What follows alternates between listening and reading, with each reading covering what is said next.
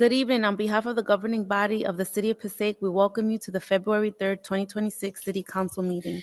In accordance with Chapter 231 Public Laws of 1975, adequate notice of this meeting was provided by resolution of the Municipal Council adopted on June 17th, 2025, setting forth the schedule of meetings for the year 2025-2026.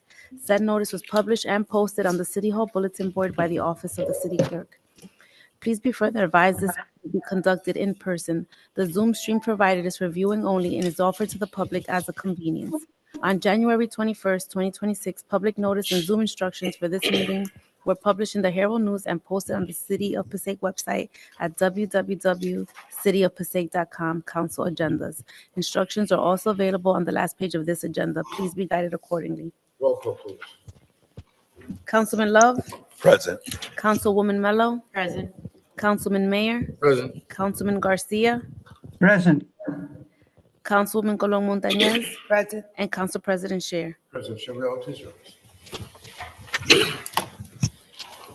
Heavenly Father, we want to thank you, Lord, for allowing us to be present this evening. God, we ask that please guide us in the decisions that will take place this evening, Father God. Father, we ask for a special prayer, Father God, for the Fernandez family, Father. They have lost, Lord, our loving pastor, Father.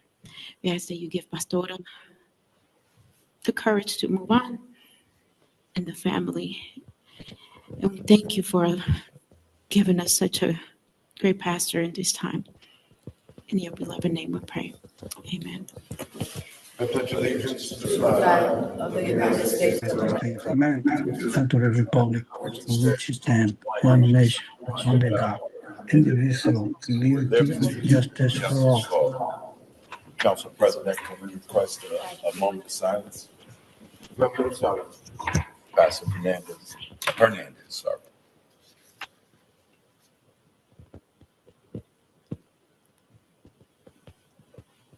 Thank you.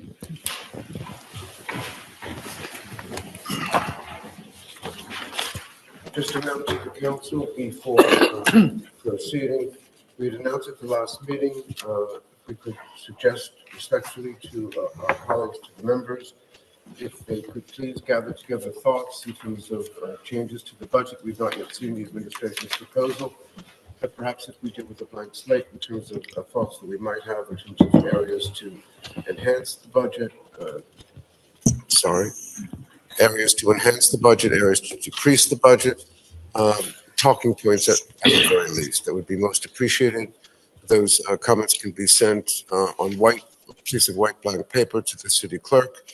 We'll take all of the comments that come in from the various members without attribution and use that as a starting point to go from there. Mayor, it is a pleasure to have you. I don't know if I should ask you to give a report first, or if you would prefer it another time during this meeting. We do look forward to it.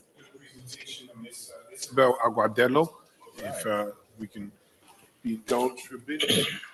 We have the administration and the city council. Isabel, would you please come up? Isabel has served as a dedicated member of the Passaic County Open Space Commission, representing the city of Passaic and advocating on behalf of our community to ensure that vital funding can be brought to our communities from Passaic County through the Open Space Commission.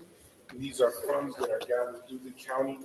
There are 16 municipalities, and consistently year after year, Isabel has fought hard to ensure that the plans, the vision of the city, those that have been worked on by this council with my administration, along with our business administrator, that our applications that have reached the county would be heard. They can sometimes be lost with 16 different voices and everyone fighting to get their fair share, which is appropriate, but with limited funding, year after year, there are municipalities that often don't get their applications approved or funded, but Isabel has been a remarkable representative there. This year, her service out in commission comes to an end, but not her dedication and commitment to the city. She will be serving in other boards, but we want to thank her for her many years in the Open Space Commission and appreciation for all her hard work on behalf of the city of Passaic. Isabel, we would like to give you this. Thank you.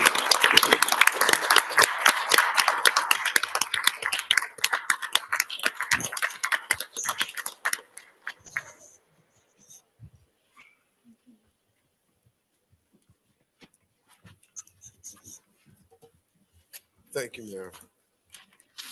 We are on agenda item number 4, hearing of citizens.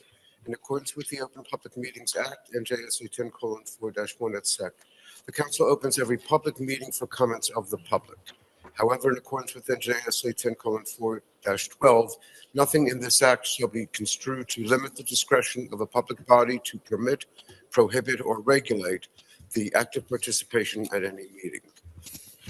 Therefore, please be advised that the council will not entertain any comments from persons who communicate obscene material, make statements which are considered bias intimidation, in which a person intends to intimidate any individual or group because of race, color, religion, handicap, sexual orientation, or ethnicity, or makes comments intending to harass or speak any offensive language. The person who makes these statements will relinquish their allotted 5 minutes for public discussion.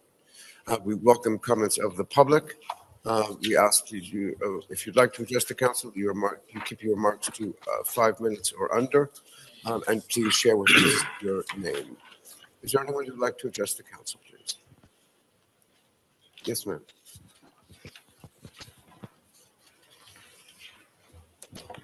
Good evening.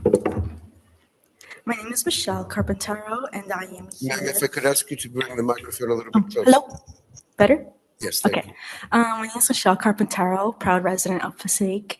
And I'm here because I just thought there was a lack of clarity with ordinance number 2513-26 and ordinance number 2512-26, which were both discussed during last week's meeting, and I see that will be discussed again today. When discussing the amendments, Airbnb was brought up as a way in which residents of the city are renting their spaces to make an income. And per the discussion that the council had, it felt more as an interest to tap into this market for financial gain instead of regulations to better support the residents of the city. Some questions that I can think of that may help clear out what, these two things will result in is what would the tax being collected be used for? Next, I would also like to comment on the discussion you all had about affordable housing regarding new units that are being built in Passaic. Mr. Ricardo Fernandez stated that the rent prices for these housing units would be based on federal numbers for our county, which makes sense. But as we know, per the discussions that were being had by the mayor and Mr. Fernandez during the presentation, our proximity to New York City makes it a very favorable place for tourists to stay, meaning that these numbers are really high. And this is our city for our residents and not a place for business projects, I feel.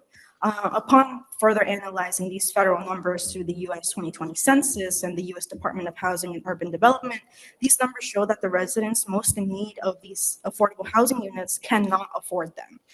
The average persons per household in the city is 3.29, which can be rounded up to 4 because there's no 0.25 of a person, with a per capita income of $24,489. An average 3-bedroom apartment in the city can average $2,550. This means that more than half of our income is going to rent, barely enough to have any extra income for food and other necessities.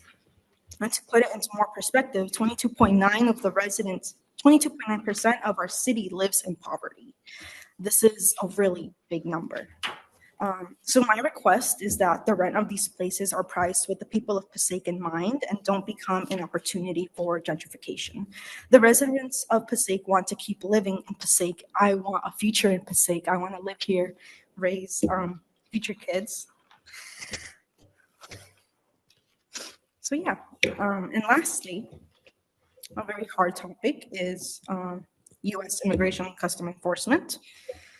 I am sure we are all aware of what's going on around the country, really sad stuff. And I feel that this council, Mr. Mayor, I haven't heard anything from your administration about this. So I asked for transparency.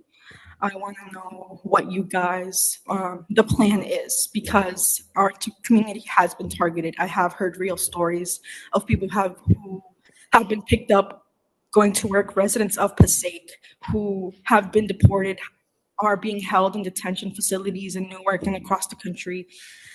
So I just want to know what you all are doing about that. How will you help your residents? That's all. Thank you for your time. Very good. Thank you so much. I don't know where to respond. This council has not taken, Mayor, I don't know if your administration has taken any formalized steps in terms of what's been going on throughout the country. If you wanted to comment on that. In regards to what's going on in the country, no. To what's going on in the city of Passaic, yes, it is. I mean, if we're going to personally share our positions as to what we see or what's being reported in the country, I think any reasonable person would say that what's going on around the country is horrendous. It is beyond tragic.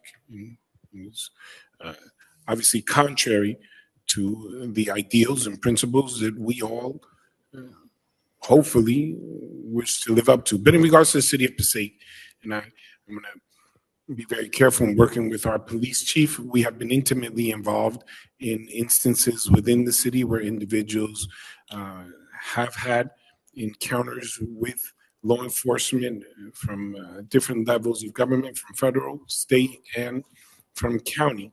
I can tell you that through my specific directive and working with the chief, any encounter engagement with any law enforcement outside of the city of Passaic, our police are directed to immediately respond and confront these individuals and ensure that due process is being afforded to whoever is being spoken to by any law representative, that they must be able to identify themselves. This has been our consistent position.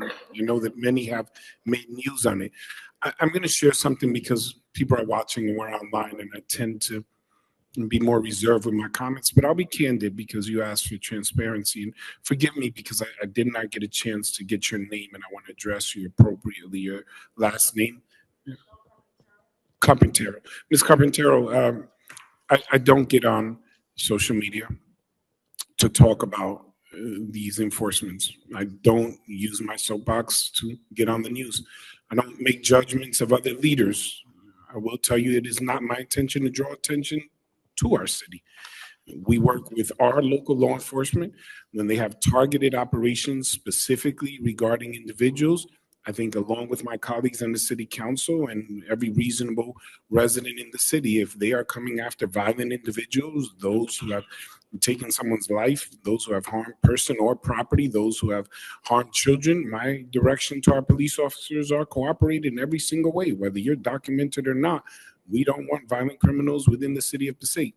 In regards to the hardworking residents in our city, individuals who are intending to work, to contribute, to raise their family, they have always been fully supported within the city, and we will continue. I share, and I have had hired individuals in our administration and throughout the city who have extensive background working with those who are going through the process, getting their status secured in the city. We have had immigration attorneys work with our city at no cost to our residents to have town hall meetings. We have worked with different municipalities to ensure that we can reach out on behalf of residents. One, I'll take this opportunity to share, there was a resident that was stopped in Newark. I made a phone call to my friend Ross Baraka, mayor of Newark, will immediately use every resource available so that we can not only get their vehicle, find out where they were, and connect them to their families. Most of the cases that occur within our city, we don't publicize because they are personal.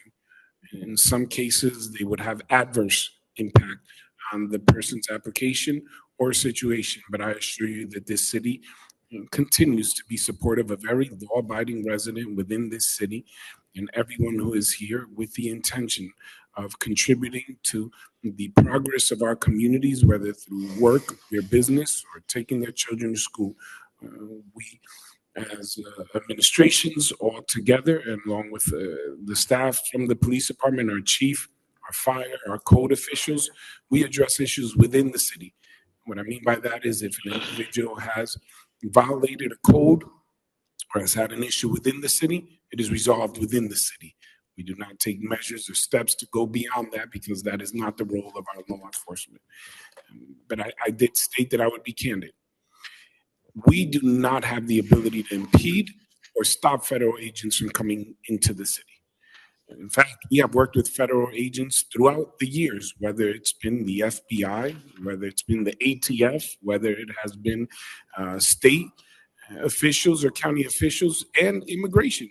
They have been here through different administrations, both Republican and Democrat. They have reached out to our police because of our candid and transparent relationships to tell us when they have a specific and targeted operation. At least that was always the case. I will admit to you, most recently, that has not been the approach. Communications have not been as open as they used to be. I was very confident as mayor, as I shared with the public, that they were only targeting individuals that were violent criminals because I saw it myself. It wasn't anecdotal. I was intimately involved. Talking with the chief, they would call, they would share. I'll give some not specific examples, but so you get the idea. If they reached out and said, we have an individual who is being charged with murdering their wife from Texas, we believe that they're here, we extended every assistance as we would if an individual was documented or otherwise. We're going, if there's a criminal on the run and you suspect that they're here, we'll work with you to try to find them. And we shared with the community when they were present. However, again, most recently that hasn't been the case. There seems to be other branches or arms of Homeland Security and immigration enforcement, like the removal enforcement officers or REOs. I believe that's what they're referred to. I may be off by a letter or how they're described. Individuals that went through less training, individuals that seem to be beyond zealous. Now, whether we ascribe motive to them, xenophobic or otherwise, whatever it is, we don't work with them. If you come in and violate the rights of residents in this city, if you are going to come into the city to abuse, if you're going to walk into government facilities and feel that you have carte blanche and do not need to work with our law enforcement and do as you please, we remind everyone, whether you have a title, whether that title is mayor or council president or councilman or police officer or a state official, or whether you're law enforcement in any level of government, people are afforded the right to due process. People must be respected in terms of their human dignity. So again, I'll reiterate, we will cooperate with any law enforcement agent that comes into the city that is seeking violent individuals, people charged of actual crimes. And other than that, we will assist every resident. If an individual comes in here to report a crime, we don't ask for your status. We help you.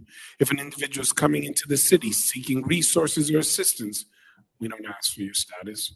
We help you and we provide services. If you're a child in our Department of Recreation, we ensure to provide you services. And we work with a number of not-for-profit organizations, ranging from some that make the road and other immigration groups, to ensure that we can keep our community informed. Mayor, I've had a number of town hall meetings, again, none put online, because they're not intended for show. They're not intended for publicity. I'm fully aware that in the times that we live in, I can draw cameras to me and make amazing declarations, some along the line of Michael Scott from The Office screaming out, I declare bankruptcy. I can jump out in front of everyone and say, I declare our city is this and our city is that. But I assure you, I cannot order the police to draw guns and federal agents surround the borders of this city and say no one will enter. And not a single mayor in the United States of America has that authority. We all swear a solemn oath to uphold the Constitution and the laws of this land, but there is a way that we are intended to do so that preserves, of course, that oath, but lives up to the ideals of those who wrote the most sacred document of the Constitution, and we intend to do that to the best of our ability, and it is a balance. But in regards to resources, services, and programs, I assure you they are in place. In regards to assistance, whether children or families, and they have reached out, we have certain things in place that I don't feel as comfortable sharing online or in a meeting that will be publicized, because some people take them out of context. But if there are any specific questions by this council or any member of the community, I will answer it specifically. I'm not sure if that Mrs. or Ms. Carpenter, or if that answered, at least to a certain extent, what your inquiry was, but if you need further information, feel free to come to my office. Jasenia can speak to you specifically and directly. She is well-versed and very knowledgeable in the topic, having had her law firm in the city of Passaic. Council President? Thank you, Mayor. Anyone else like to address the council? Seeing no hands, I move to close the public portion.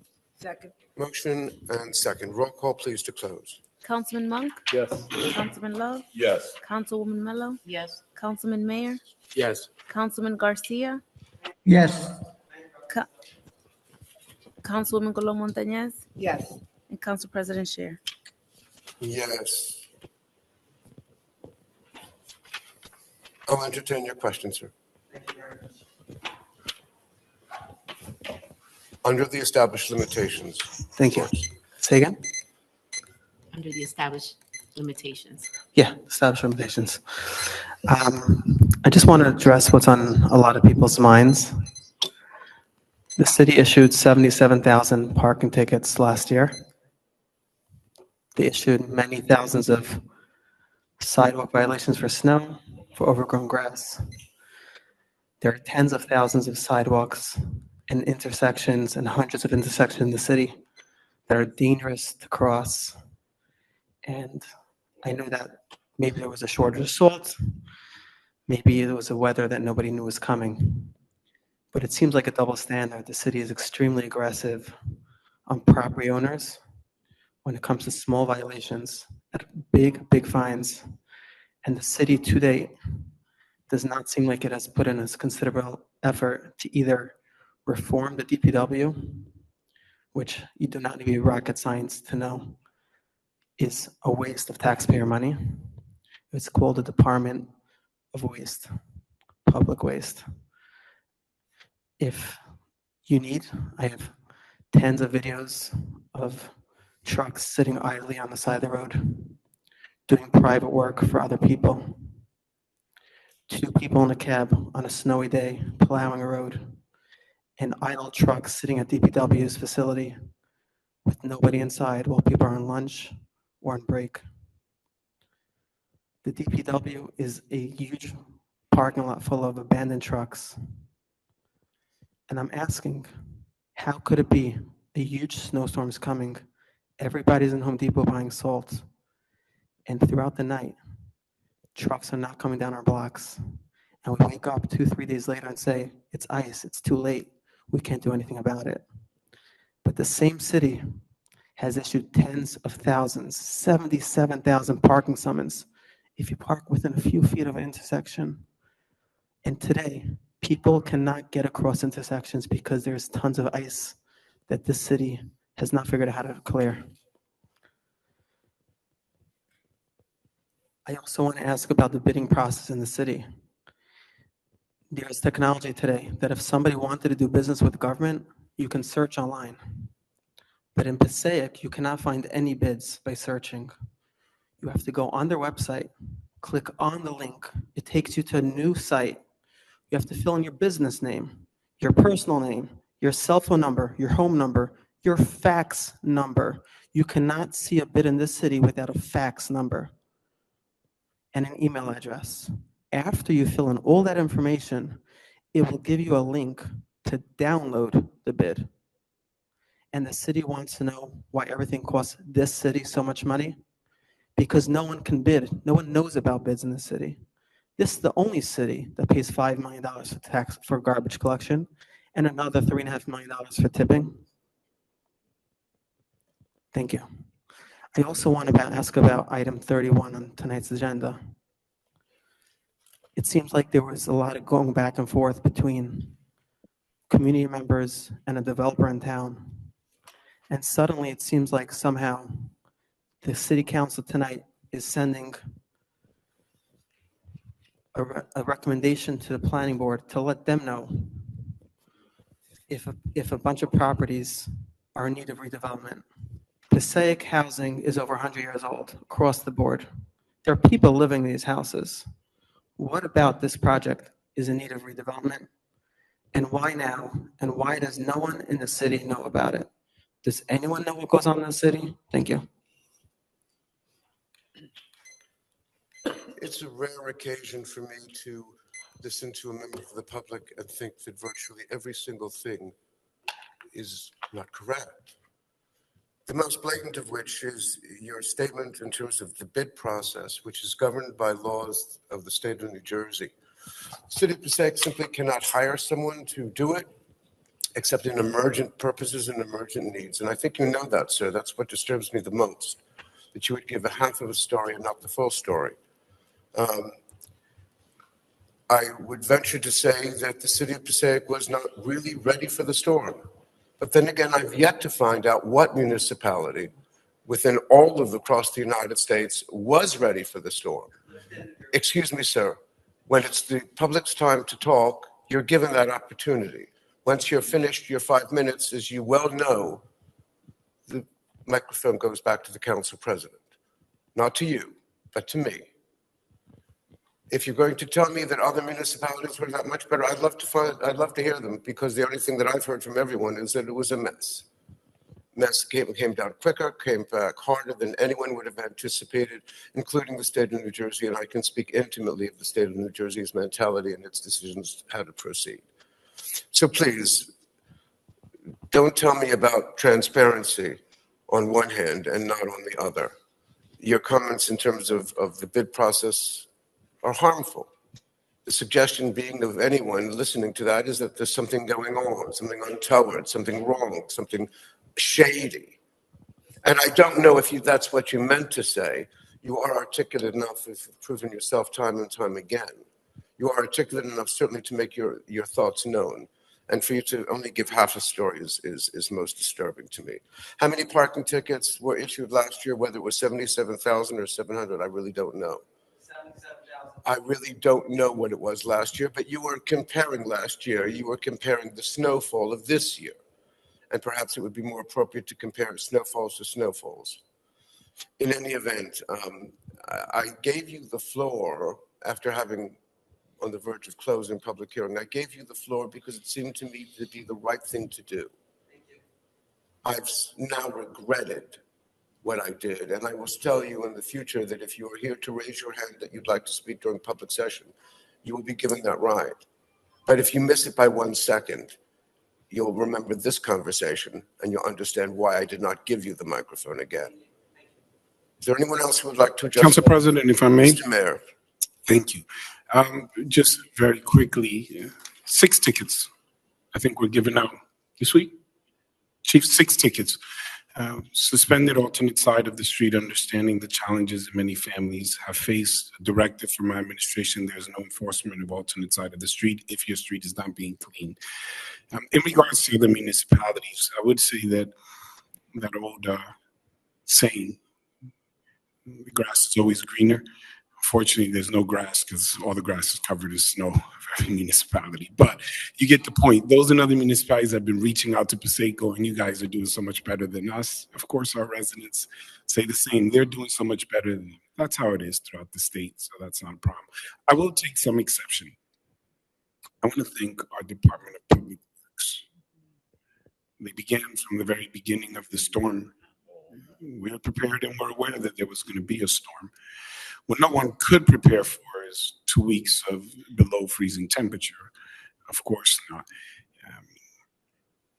I must admit the speaker's right, and I'll take full responsibility. And well, maybe not. I'll share some with the administrator and everyone. How dare we allow DPW to have lunch or take a break or stop 24 hours straight? Is the reasonable expectation for them to work, not to go home or sleep, or to stop the trucks at any moment. Of course, any resident that comes by and catches a DPW started working at 6 in the morning and well into 2 o'clock in the morning of the next day, how dare they stop and eat or drink or have a cup of coffee? How dare they? I warrant for that personally because, as I've mentioned, I take full responsibility.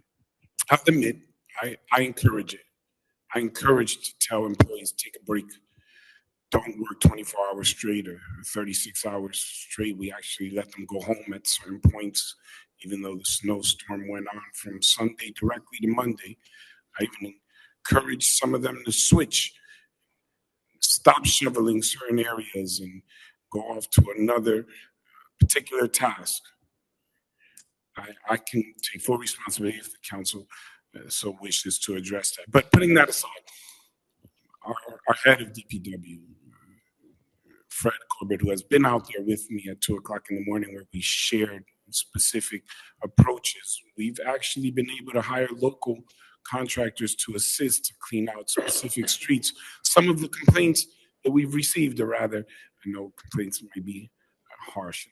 They obviously always connote something negative. Some of the constructive criticism or more innovative suggestions have been, why are you only focused downtown and not in the third ward or second ward area? Interestingly enough, the statements from those in the downtown, why are you only focused in the third ward and second ward area and you don't even come to our downtown area? And it's understood that everybody wants their specific street addressed. We have kept the same plan online from 2018 to present. Anyone can go on and find it. We have always approached the alternate side of the street, and we address it. Now, alternate side of the street is not a perfect plan. It's not. Sweepers get through the street a lot easier than having to break up the ice and do snow removal. It takes between 1 hour and 2 hours to get done with an entire block. You need police to put the sirens on. We have some residents who say, I don't want to move my car. However, I need you to clean the entire street and do not give me a ticket if I cannot move my car. Our city makes many accommodations. Certain days limited, and we cannot ask everyone to move. Certain areas much more challenging, but throughout the city, we work together. I assure you, this is not the worst storm we've ever had. We've had similar in 2021, up to 9 inches of snow. No specific day where we had more than 20, but 3 consecutive nor'easters. In 2016, we had over 20 inches of snow. In 2010. Similarly, in those who remember in the 1990s where we had the 2 feet of snow. And we've had similar complaints. And throughout the state of New Jersey and across the state borders in New York and otherwise, there are cars buried. There are challenges faced. There have been municipal leaders who have reached out to me and county leaders to say, how did you get so many of your streets cleared within a day after the storm? The suggestions that were given, or rather some of the concerns that were shared, weren't necessarily about the streets. It was more about delays. Mayor, it took me a lot longer to drop my child off to school. Mayor, the parking is an issue. While other cities couldn't get through their streets, we made sure to clear the streets. Our main arteries that lead to the hospitals, our schools, our major girls' schools, our major boys' schools. I've spoken to the heads. Specifically, we concentrated our resources to ensure there. Areas like our point of entrances and exits downtown by Route 21, where our warehouses are, major distribution centers, to ensure that we wouldn't further exacerbate the existing issues of traffic and congestion. We targeted our resources there. Each day, our DPW goes out and they clean the section. The people in that section, they reach out, thank you, you're doing an amazing job. The people in the section adjacent to theirs that weren't on the schedule go, you guys have done nothing. In certain areas in the city, they go, you can't drive through the street. As I was driving through it, I had a tough time. As mayor, I am intended to hear that contradiction, that you cannot drive through, but you had a tough time driving through. I smile and say, we'll do the work. The reason why I did choose to respond is because the statements were so outrageous in regards to the work of these individuals in our Department of Public Works. Individuals that come at 6 o'clock in the morning. Thank you for the applause, Mr. Wolf, and welcome back to Passaic after you moved to Clifton and came running back at full speed.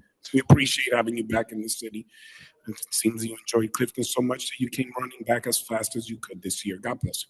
But back to the statements that I'm making, and I'll wrap it up, because I will admit that I haven't made statements about the work of DPW comfortably sat from my couch or behind a desk. It's been out there with them. Till 3 o'clock in the morning and then up at 5 in the morning to go online, not for PR, as some of the forums have shared. I don't need it, I admit to you, and I don't say this to be arrogant. Enough people know who I am. But to ensure that people could see the actual work so that when an individual randomly and arbitrarily decides that they woke up in the morning and they are now the new expert on everything having to do with weather, snowfall, Department of Public Works, and otherwise, I can respond, no. You can go online and you can see the videos. You can see the payloaders. You can see the tandem trucks. You can see the skid steers. You can see all of the machines. You can see the additional contracted services that we put out.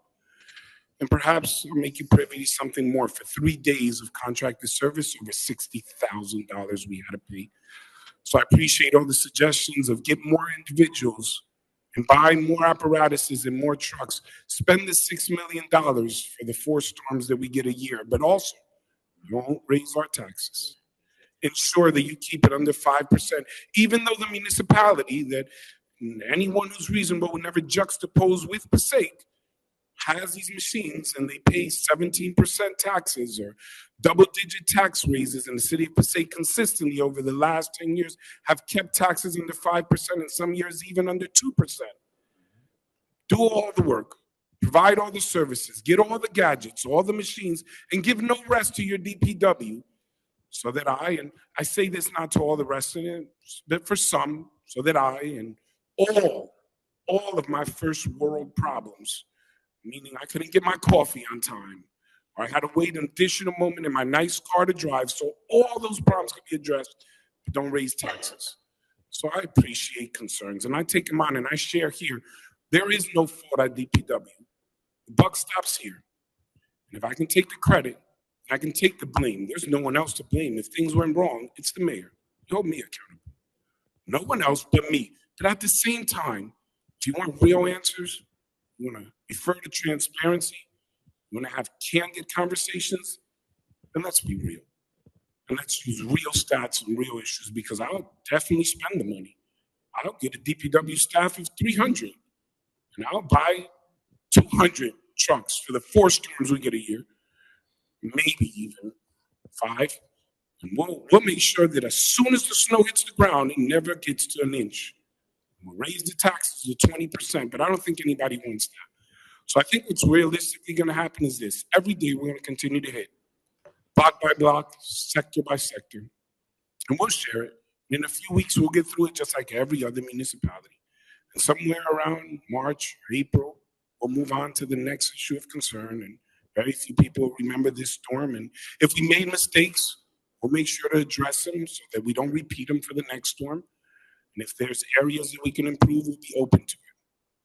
And other times, perhaps there will be large complaints, and those will come up and no one will say anything. And then other days you might find a special day where the mayor will retort. If you want to lodge your complaint about the snow, I assure you that comes from an authority much higher than me. I didn't report, I didn't order the snow. I'm not in charge of when it comes down. I'm just in charge of making sure that we can get at it. But I would challenge you, go to any city in our state where there is no snow on the ground, and I'll give you all of the credit and all of the, accolades and recognition because you were able to find something that no one else was. But every municipality is going to approach it with all the resources they have, and our city is much better than many, and a little farther behind than some. Thank you for indulging me, Council President. I appreciate the opportunity to share. Thank you, Mr. Mayor. We're on a roll call. We completed it, sir. I'm sorry? We completed the roll call. Was there a vote taken to close public hearing? Yes. You were the last vote. Very good. We're up to ordinances. Yes, sir. Ordinances for second and final reading. Hearing is required. Number 1, proposed ordinance number 2508-26, an ordinance amending the designation of restricted parking for disabled persons by New Jersey license plate numbers, introduced at the January 8th City Council meeting. Is there a motion, please, to open the public hearing? So moved. Motion, is there a second? Motion and second. Roll call, please. Councilman Monk, Yes. Councilman Love, Yes. Councilwoman Mello, Yes. Councilman Mayer, Yes. Councilman Garcia, Yes. Councilwoman Colon Montañez. Yes. And Council President Shear. Yes, ladies and gentlemen, at this time, the council is deliberating proposed ordinance 2508. Is there anyone who would like to address the council on this item and this item only? Seeing no hands, I move to close the public portion. Motion and second to close. Roll call, please. Councilman Monk. Yes. Councilman Love. Yes. Councilwoman Mello. Yes. Councilman Mayor. Yes. Councilman Garcia. Yes. Councilwoman Colon Montañez. Yes. And Council President Shear. Yes, thank you. On the ordinance, is there a maker, Move. please? Motion Second. and second. Councilman Monk. Councilman Love. Yes. Councilwoman Mello. Yes. Councilman Mayor. Yes. Councilman Garcia. Yes. Councilwoman Colon Montañez. Yes. And Council President Shear. Yes, thank you. That was on the ordinance? Yes, sir. Very good. Next, please, proposed ordinance 2509-26, an ordinance amending the designation of restricted parking for disabled persons with New Jersey license plate numbers. Is there a motion, please, to open public hearing? Motion, second. Thank you. Roll call. Councilman Monk. Yes. Councilman Love. Yes. Councilwoman Mello. Yes. Councilman Mayor. Yes. Councilman Garcia. Yes. Councilman Colon Montañez. Yes. And Council President Shear. Yes, thank you. At this time, ladies and gentlemen, the council will be contemplating proposed ordinance 2509. Is there anyone who would like to address the council on this item and this item only? Seeing no hands, I move to close the. Second. Motion and second. There's a hand. Is this the ordinance for short-term rentals? No, No. Okay. This is the ordinance for disabled parking? no, it might be. Is that why you're here? Is it for 1, 2, 3, or 4? I'm here just to hear the $1,200 meeting that's going on here. Is this number 1, 2, or 3, or 4? It's not my job to have to inform members of the public what we're Okay. up to. I Thank was- you, sir. If you'd like to address the ordinance, that is your pleasure, but I'll take it now, please. Okay. I would like to know what this ordinance is about. That is a question which you are expected to know. This council does not have to brief members of the public. Can someone Something on the which is council not just published. explain what this ordinance is about? No, sir. I will give you the same courtesy you gave this council and the mayor. No, you may not. Please sit down unless you're addressing the council on the ordinance. I would just like this ordinance explained a little bit to me. You sound terribly rational. You'll forgive me if I might not. Please take your seats. Okay, sir, I'm going to unless try you one want more to time, speak Council on the President. ordinance. Can you please just expound on what this ordinance is for? I read the ordinance for the public record. I missed it. I'm sorry. Please sit down. Thank you. Where were we, please? Motion to close. Motion to We already close. had that. That was- you were on the floor. We have the roll call. Second. Councilman Monk. Yes. Councilman Love. Yes. Councilwoman Mello. Yes. Councilman Mayor. Yes. Councilman Garcia. Yes. Councilwoman Colon Montañez. Yes. And Council President Shear. Yes, thank you. On the ordinance, please. So move. Second. Councilman Monk. Yes. Councilman Love. Yes. Councilwoman Mello. Yes. Councilman Mayor. Yes. Councilman Garcia. Yes. Councilwoman Colon Montañez. Yes. And Council President Shear. Yes, thank you. We're up to number 3, please. Proposed ordinance 2512-26, an ordinance amending Chapter 100, Certificate of Occupancy and Tenancy, Section 100-1, Definitions, Section 100-15, Short-Term Rental Unit Registration Certificate of the City of Passaic Code to permit short-term rental unit registration certificates. Is there a motion, please, to open public hearing? Motion. Motion? Second. Motion and second. Roll call, please. Councilman Monk. Yes. Councilman Love. Yes. Councilwoman Mello. Yes. Councilman Mayor. Yes. Councilman Garcia. Yes. Councilwoman Colon Montañez. Yes. And Council President Shear. Yes, thank you. I have a light on the Councilman. Is that you? Yes, yes. Yes, Thank- please. Thank you, Council President. So this ordinance for the short-term rental. So under definitions, there's something called occupancy load, which is a maximum number of occupants permitted in a short-term rental unit as determined by the city code enforcement inspectors based upon applicable building, fire, and property maintenance codes. So how does that work? And can we get some like general idea, like if someone has a, I don't know, 5-bedroom home? So this is already established under the Uniform Construction Code. It's actually done under the fire subcode official. And the number of people that you're allowed to have in any given space is dependent on the number of egress that you have. So how many exits are available, the size of the exit. So for example, if you have a single 36-inch door, you may have a certain number, but if you have a double door, now you can have a higher number. And then that's also taken upon the square footage of the space, and to the point where even furniture is taken into account, right? So when they look at it, they look at the floor layouts, and then each, under the certification, what's going to happen, each unit is going to have a total maximum occupancy, so that all the rent, we know when we're going to inspect that those rentals cannot exceed X number of people in the unit.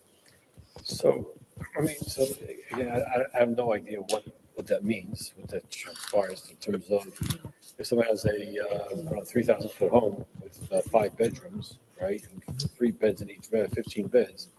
Does that mean that on the short-term rental, someone could rent out to 15 individuals? It depends on, well, if you're looking at a 5-bedroom house, and let's assume, right, because you're making assumptions, Yeah. that the rooms exceed over 100 square feet, because there's also limitations on how many beds you can have in a room depending on the size, right? If you're saying that they could fit 2 bedrooms under the law, then each one of those bedrooms would be allowed to have 2 individuals in it, or, you know, if it's a bigger bedroom, it depends. So it really depends on the square footage of the bedroom, and then the number of exits and the size of the exits. All right, so I guess my concern here is that we've always been very sensitive to people setting up rooming houses, right? And I mean, technically, if someone has a home, can rent to 10, 12, or 15 different individual people under this ordinance. If I read it correctly. No, it's What am I renter. reading? Yeah, I didn't see that. I read that. Yeah, it's one rental unit, right? So it's not, you can't rent out every single room. So if that's what you're saying, then the answer is no.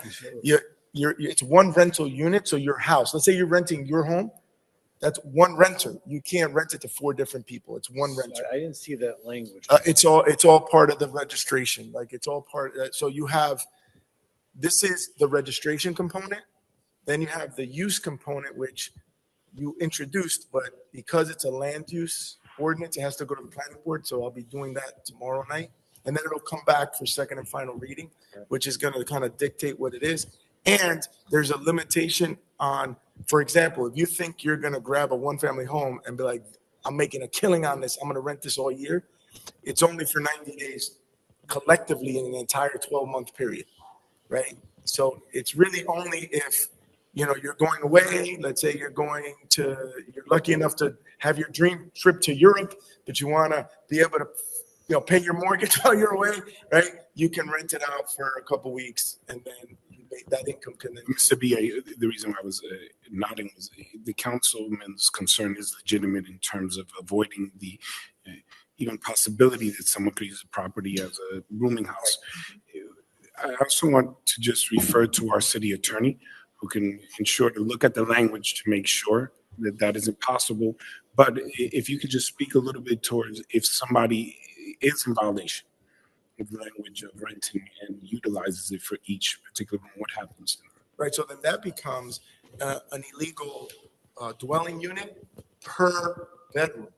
And then there's a charge for every single one of those rooms. In fact, there's even a state statute that we can file, which is a criminal charge for putting individuals in rooms. So that even happens today. If you rent an apartment and you do that in your apartment, you can also, in fact, we do that all the time.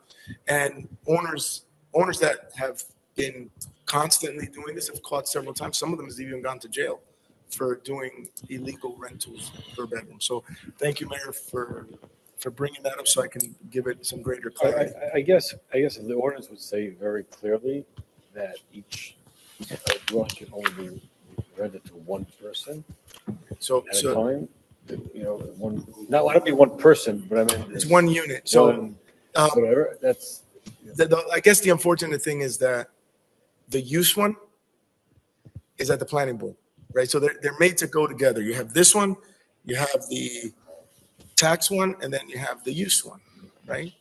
But you want to be able to prepare the registrations before the use one is approved. So we don't want to delay that so that we can get the registrations up and running. And then the use one we can sign off on the registrations. The other thing is also in Section 100-15.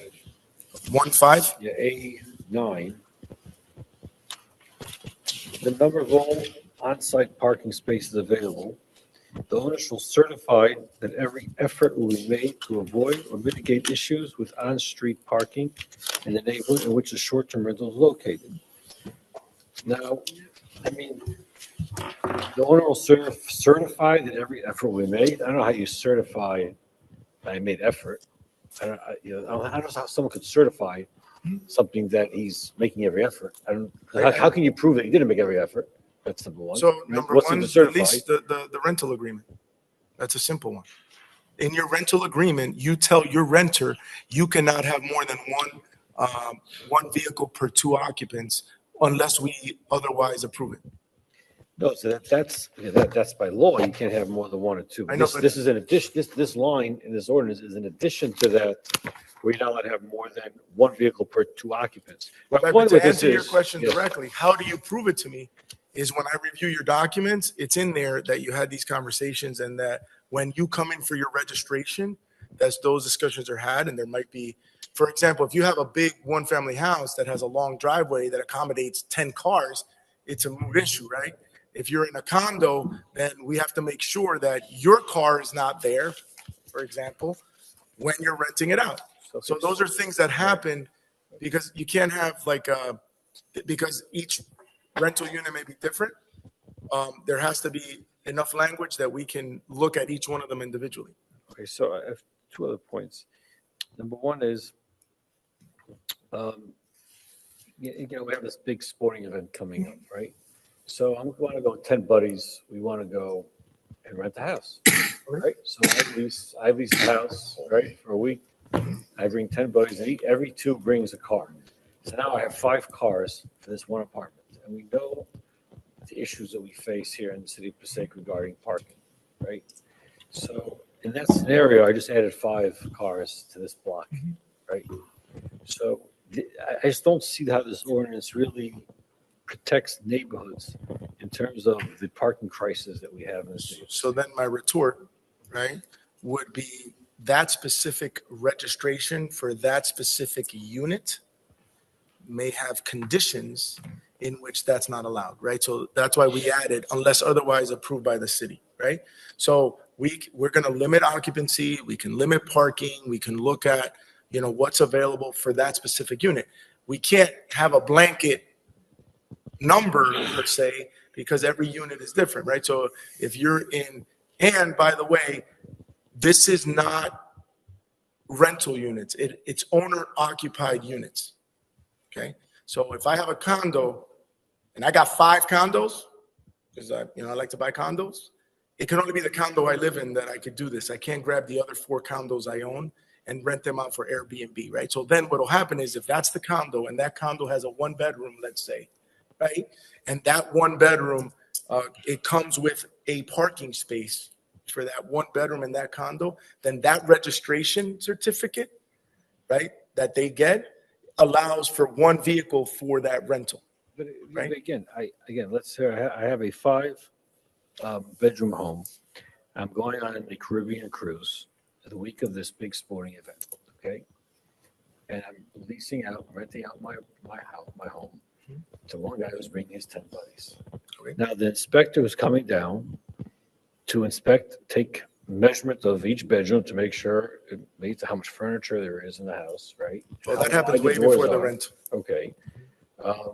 He's not going to say, well, guess what? You cannot have more than 3 cars. I mean, he's going to say, well, you could have 10 people here, 12 people here.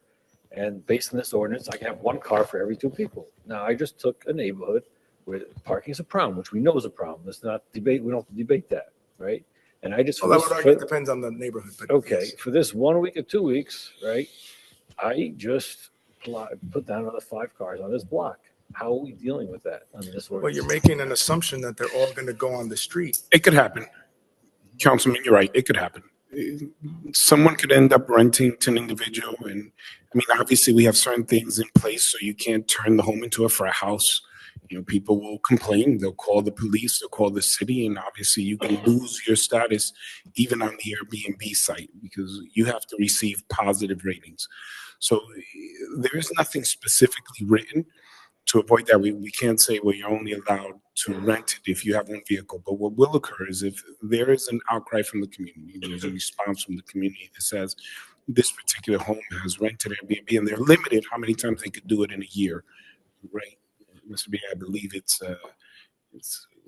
once every 6 months. What's the time So frame? you can't exceed a 90-day period in a 12-month in a year. So basically, you can't, like, it can't be every single day. Once you hit that number, you're done for the year.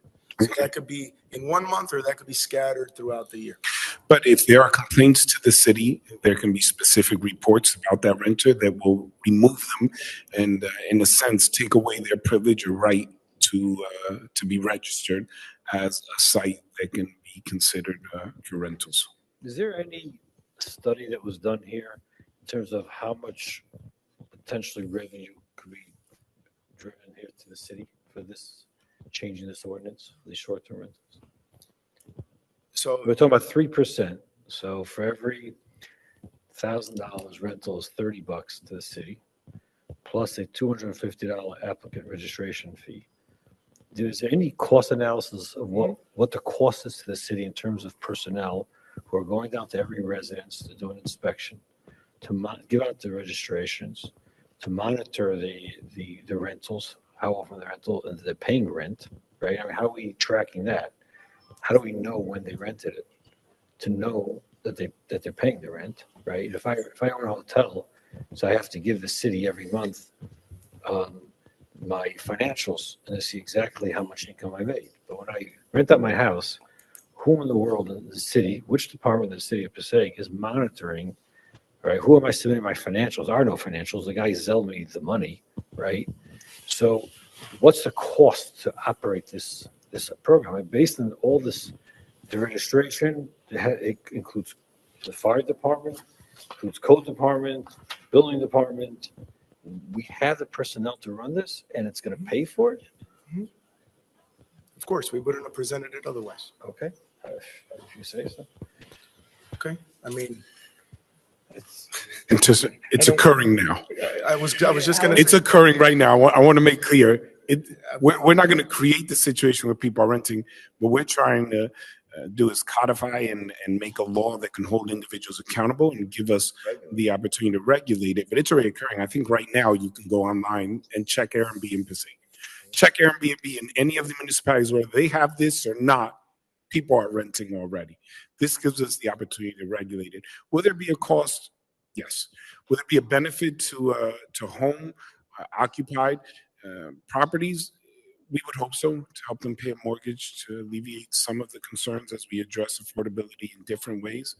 Will there be individuals more willing to come to the city and maybe eat at our local restaurants, shop at our local stores during this big event, the FIFA? We hope so. Will there be an impact in some communities? Some will go, I don't like it. Others will go, this was great. I would propose the ones that are closer to commercial areas or our restaurants, our eateries. They'll be very excited to have additional people here wanting to go to the games, to eat, and to shop.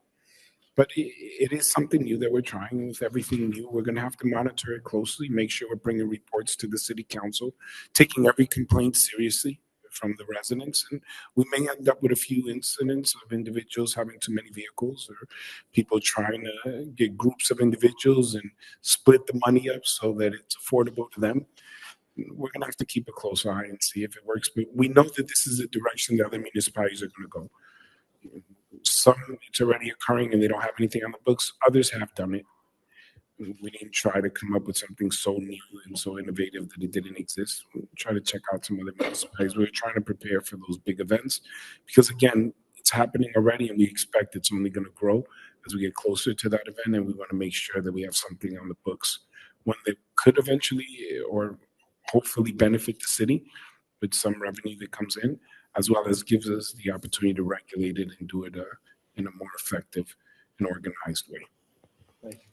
Councilman Love, please. Thank you, Council President. I just want to say thank you, Councilman Monk, for bringing up some very valid points. And Mayor, I want to thank you because this ordinance is very similar in terms of protection for the tenants. I'm sorry, for the renters and the landlords, right? We talked about it the last meeting. in regards to people are advertising certain rentals and they get there and they're sharing personal space and close space with the owner, including bathrooms and bedrooms, right? That it's horror stories out there about Airbnbs. So I want to applaud you. And where I was going with is very similar. This is just because it's being done. And this is sort of like when we passed the ordinance about the basements and the garages or some different dwellings because it's happening. But until we had an ordinance, we couldn't really put any teeth and monitor it the way that I think this ordinance would allow. And just speaking about the parking situation, I think the parking situation is always going to be tricky because even with this or without this, there's nothing that says that if a group of friends or family want to go on a cruise right now and I own a house, we meet at my house, right, and take a Uber to the airport to save money. The parking is always going to be that way. It's just real tricky. It's hard to monitor because the last time I checked, and the chief can help me out, as long as the car is registered and has insurance, they can park on the street. So that makes it really hard for any ordinance to regulate parking. And you raise a good point because, if we can do anything, but I think it's just difficult because the 5 people that are going to rent or the 10 people who has 5 cars, you may not even be registered any of them. So now how do you monitor that as well? So I just think that parking is a premium wherever you go, not just the city of Passaic. Certain areas in the business administrator said it, certain areas in Passaic is not as, busy, so to speak, as others. But for the most part, in all 4 wards, parking is very difficult. And I understand your concern, Councilman. Okay, can I just one quick thing, Council President? Just, Mr. Councilman. Administrator, we're in the ordinance about the 90 days, max 90 days. I shouldn't see it. What section? Councilman, could you please speak into the microphone? So I was just looking for, in the ordinance about the 90 days, max 90 days. I don't remember seeing that.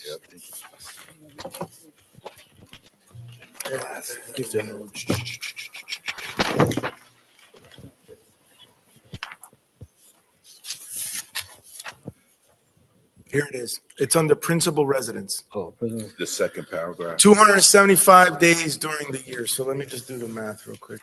365. Person merely of one person must reside there for another 200. A person has to live there 275 days. You mean, so what's left is 90 days? Is that what you're saying? 365 minus 275? You're the math It's guy. 90, okay. I always want to double check my math because, Okay, I was looking for Doesn't need a calculator. I was looking for 90, that's all. Okay. Well, no, because remember, it has to be your principal residence.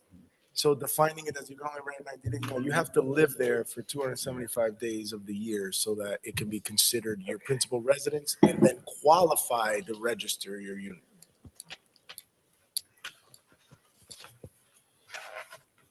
We are on the 3rd ordinance for consideration. Are there, and we are, Public hearing. Yes. and we need to open public hearing now? You opened it. We are, Yes, we did. did we close public hearing? No. No. Is there anyone in the audience who would like to address the council on this item and this item only? Seeing no hands, I move to close the public portion. Second, Motion and second to close public portion. Councilman Monk, yes. Councilman Love, Yes. Councilwoman Mello, Yes. Councilman Mayor, Yes. Councilman Garcia, Yes. Councilwoman Colon Montañez, Yes. and Council President Scher. Yes, thank you. Now we're up to, No, we're up we to have to number move 4. it. No. No. You have Needs to to move move. on it. Yeah. Move it. Motion and second to move the bill. Councilman Monk, Yes. Councilman Love, Yes. Councilwoman Mello, Yes. Councilman Mayor, Yes. Councilman Garcia, Yes. Councilwoman Colon Montañez, Yes. and Council President Scher. Yes, thank you. Number 4, proposed ordinance thank you, Weatherly. Proposed ordinance 2513-26, an ordinance amending chapter 275 taxation to include Article 5, hotel, motel, and short-term rental unit occupancy tax, authorizing and imposing an occupancy tax on certain rentals in the city of Passaic. Is there a motion, please, to open public hearing? So move. Motion Second. and second. Thank you to open. Councilman Monk, Yes. Councilman Love, Yes. Councilwoman Mello. Yes. Councilman Mayor, Yes. Councilman Garcia, Yes. Councilwoman Colon Montañez, Yes. and Council President Scher. Yes, thank you. At this time, ladies and gentlemen, the council is deliberating proposed ordinance 2513. Is there anyone who would like to address the council on this item and this item only? Thank you, Council President. I just want to know, Your name for the record. my name is Yosef Wolf. I just want to know how much revenue the city expects to generate from this 90-day period. Mr. Fernandez? So that's hard to tell until people actually start renting it out, but I could tell you that roughly, because we did do our homework, right? We didn't just throw something on without looking at it. There's over 100 applications that are already in Airbnb that are registered to the city of Passaic, each of them ranging anywhere from $1,000 to $3,000, right? Per rental unit, depending on the 90 days, and if that's per week or per day. In some instances, depending on events that are, if there's a major event, it could be significant. And then if you add to that the 3% and then the $250 registration fee, just if those 100 units alone were to pay the registration fee, right, now you're looking over 25,000 just on registration fees. And if each of those is a $10,000 rental for those 90 days, right, and you multiply that by the 100 units, you can, it can be a significant amount. But again, just to reiterate the mayor's point, this is more for safety and regulation, but there will be a financial implication to the city. Council President, if I may, I just want to explore something. Can I just say one more comment? Council, Can I just say one more comment? Council I believe the President, question is being answered. When the question is being answered after that, of course, sir. it may be tied to revenue, but also to the concern that Councilman Monk has. Now, I understand it may open up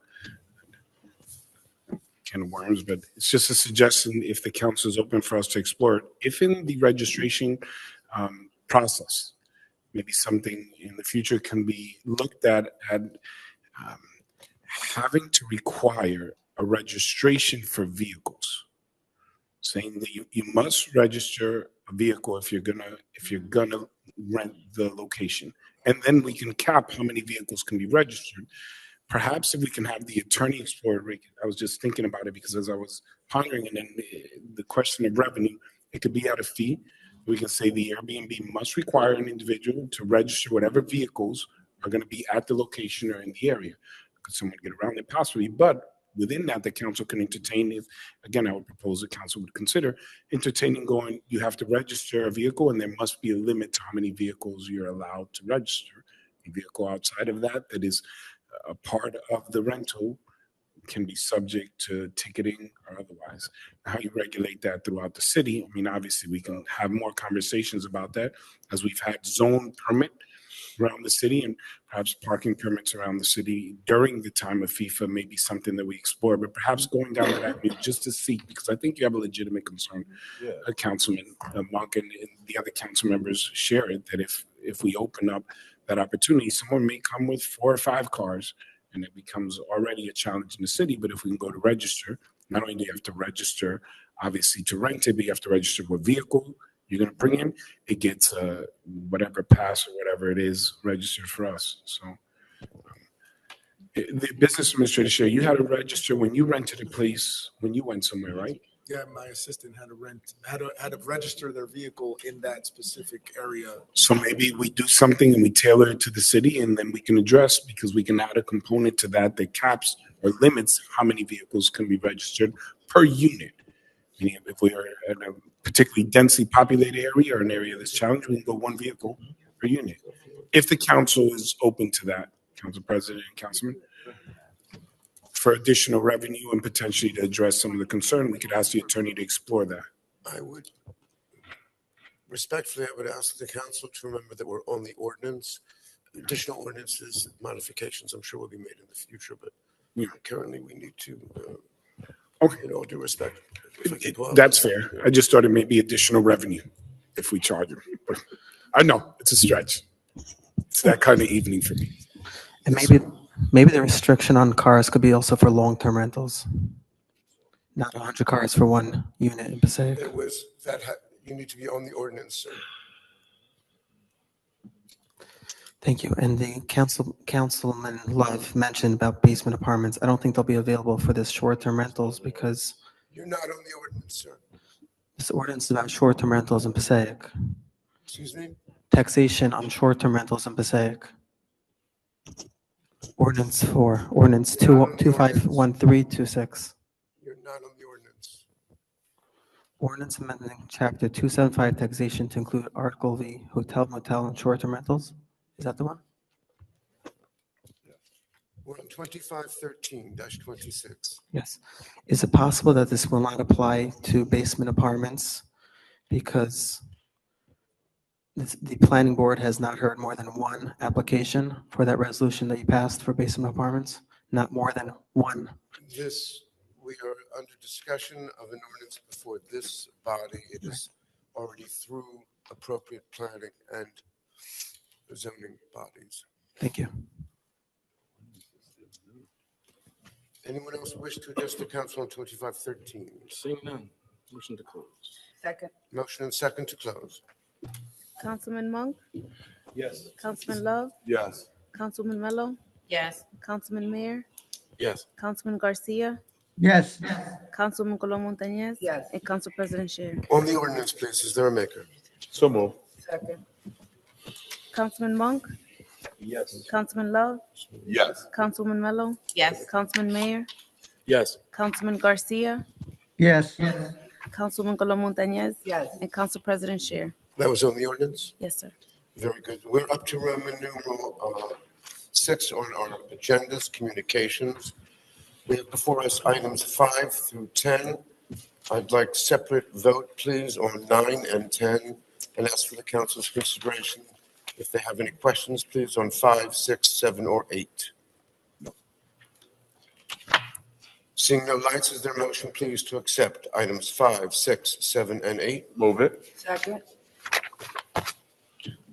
Councilman Monk, Yes. Councilman Love, Yes. Councilman Mello, Yes. Councilman Mayor, Yes. Councilman Garcia, Yes. Councilman Colon Montañez. Yes. And Council President Scher.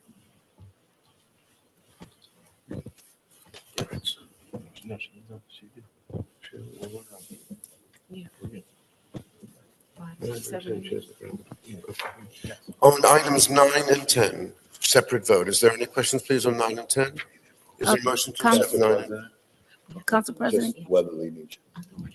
I just need your Yeah, vote, vote. yes or no? Yes. Thank you. Thank you, Councilman. No problem. On 9 and 10. Move it, Council President. Second. Motion and second on 9 and 10. Roll call on 9 and 10. Councilman Monk, Yes. Councilman Love, Yes. Councilman Mello, Yes. Councilman Mayor, Yes. Councilman Garcia, Yes. Yes. Councilman Colon Montañez, Abstain. and Council President Scher. Yes, thank you. All matters listed are under considered routine in nature. 11, 12, 13, 14, 15, 16, 17, putting 17 aside. Questions, please, on 11 through 16? Is there a motion, please, to accept 11? So moved. Second. Motion and roll call. Councilman Monk, Yes. Councilman Love, Yes. Councilwoman Mello, Yes. Councilman Mayor, Yes. Councilman Garcia, Yes. Councilman Colon Montañez. Yes. And Council President Scher. Yes, thank you. On 17, questions on 17, please? Roll call on 17. Move it. Second. Councilman Monk, Yes. Councilman Love, Yes. Councilwoman Mello, Yes. Councilman Mayor, Yes. Councilman Garcia, Yes. Councilman Colon Montañez, Abstain. and Council President Scher. Yes. We're up to Roman numeral 7, resolutions. Number 18 is a resolution authorizing closed executive session of the City Council of the city to meet today, Friday, 13 at 7 p.m. Madam Attorney. Mr. Fernandez? No, Council President. Mr. Mayor, sir? None at this time. Members of the council? Very good. If we can take 18 off, items 19 Separate. through 20 through 31. Council President. Yes, sir. 19, we need a separate. Separate vote on 19. Yes. Let's make a separate. Councilman Mayor? Martin, you need it? Just 19 through? No. No. He's still. 19 through 31. Councilman Mayor, do you have your light on? Comments. And we're up to. So it'd be 20 through 30. Are there any questions, please, on 19 through Yes. 31? Councilman Mayor. On 19, this is regarding the swap of real estate. Based on the maps, this is like existing Yes, issues like this going on for 100 years. It's just a formality at this point. it is. So what happened is when the state of New Jersey Department of Education was going to prepare to build the project, they noticed that a portion of the building would be on city property and they couldn't do that. Even though if you look at the survey, Yeah. it's been like that for a million years. So we needed to square off the library so that they can then have the rest of the land. So that's basically what it does. It basically just moves imaginary lines because the library isn't changing and the parking lot that the library has always used is going to remain the same. The interesting part is that, you're growing up, you visit the library a million times. The library parking was actually owned by this Board of Ed, and the Board of Ed administrative parking was owned by the city. So this would change that, of course, and make it correct. Thank you. And on 20 and 21, those are just upgrades to existing. Yeah, so we have completed the construction of 69 Jefferson, and now we need to do the telecommunications to put the phones in, the Wi-Fi, all the other stuff to make it an operational, functioning building. Just for the council's edification, this is all funded through CDBG. This is not city funded. 23 as well was 23 was funded through. Yeah, it's a NJDOT 100% grant funded. 29, just a move of funds from one appropriation to another. Just Yeah, within so the this reverse. is common. This is common towards the end of one fiscal year, at the beginning of the next year, where we're doing departmental transfers as we're closing the books.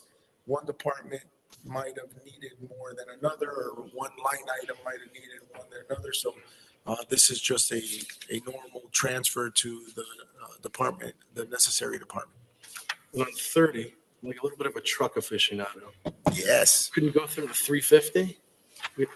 So that would be way too big for what we need. So this is paid by the urban enterprise zone. And a 350, just so everybody knows, is pretty large. The 250 to me is large. The 350 is pretty big. But this is for the clean sweep graffiti removal. So it carries the tank. The tank. I know the mayor was extremely happy that we ordered it with plows, and each truck is coming in plow ready with the plows on the truck. And once the good news is that it's on the lot, and the moment that this passes and it's signed, we call them up so they can deliver the 2 trucks and get 2 more trucks with plows on the street. And lastly, on 31, could you explain, this is obviously, this property's been in front of the council before. Could you explain the process from start to end chronologically, what happens in regards to this recommendation or proposed recommendation for the education of myself being a new council member and maybe the public? All right, so as the council knows, right, there was concerns from the neighborhood with a compliant application. So it was an application that complied with the conditional use requirements. There was a lot of community outcry, and there was a lot of discussions by the mayor and the council to listen to those, those cries from the public and figure out a way to develop something that can be palatable for both the property owner, who spent time and money collecting all of these properties, as well as the community in which the project is going to sit. Knowing that the current proposal was an absolutely not acceptable for the community, for us to be able to negotiate with the developer in a way that we can make this happen and have open discussions with both the developer and the community, this would move us into a redevelopment process, right? So the current conditional use process, even though the applicant complied, she agreed to pull the application so that we can then negotiate. For us to legally negotiate, we have to have a designation. So what this does, this is redevelopment designation step 4. You have to designate the area in need, right? So this is that step.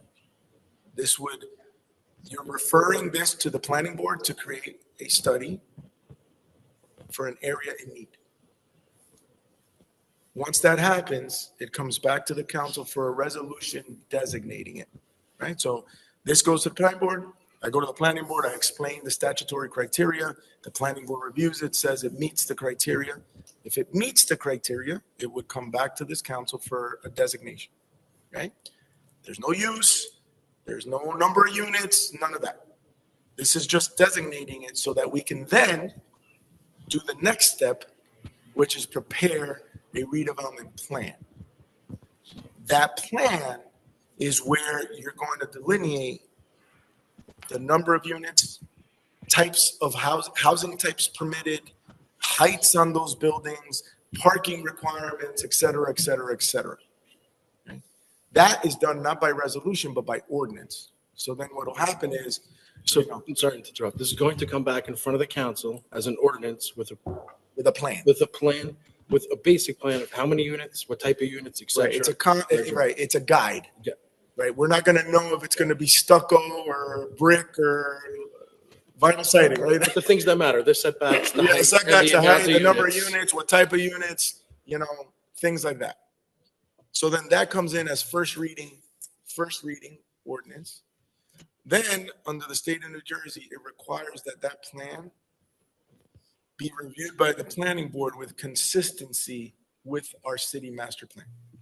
So then the council introduces it. I go to the planning board. We go over the master plan and compare the master plan to the proposal. And then it'll come back with or without a recommendation from the planning board for second and final hearing, where the public will have an opportunity to discuss the ordinance at hand. And through the entire process, even this process, it's all they're public hearings, right? So you can hear everything that they're saying. So you don't really get to comment on a master plan review because it's not a back and forth. It's basically, does it comply with the master plan or not? But it's all the discussions are in public and people can listen. And when they come back to the hearing, they can have any questions or any dialogue or any concerns or any discussion with the council. Thank you. And then once that happens, now we've passed it. Now it's a plan. Now that becomes the zoning ordinance for that parcel. Unlike your typical zoning ordinance, the applicant must comply, right? Must substantially comply with that ordinance, because you're not allowed to deviate from that ordinance. So let's say we said that they're allowed 100 units, right? But they want to build 102 units. They can't go to the zoning board to ask for 102 units.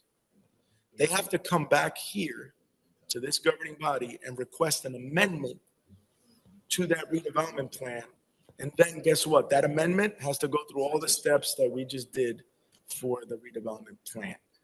Because there is no, once the council passes that plan, that's the plan, and they got to abide by it.